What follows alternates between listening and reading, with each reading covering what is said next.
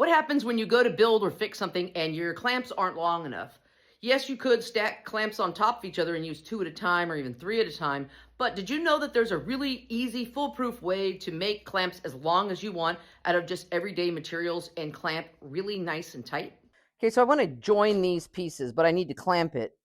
And let's say I don't have a clamp that's long enough for this. I'm going to use my nice solid work table. You could use even a 2x4 in place of your work table. You just have to set your pieces on top of it. First, I'm going to take a block and I'm going to screw it to the table here and leave just this little gap. And I'm going to take this other block and I'm going to put it right up against this. I'm just going to set it up with the edges of the table.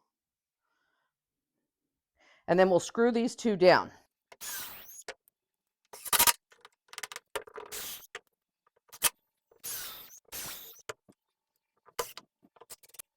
So we got our blocks mounted on the table. Next, what you're going to need is just a few shims. You can either buy pre-made shims or you can make them on your table saw. Okay, we're going to put glue on our piece here. It's not really necessary to spread the glue in every instance. So line these up. Take yourself a shim or a wedge, as you may call it.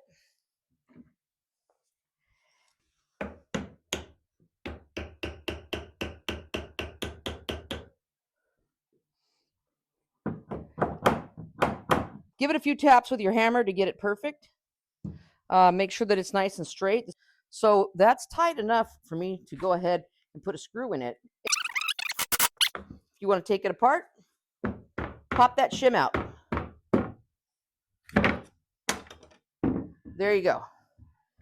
And there we go. We didn't even need to buy a clamp. All we used was a couple blocks of scrap wood and some shims. Just that simple technique there gave us a nice strong joint. It's not absolutely necessary to have clamps, although they do add to the convenience.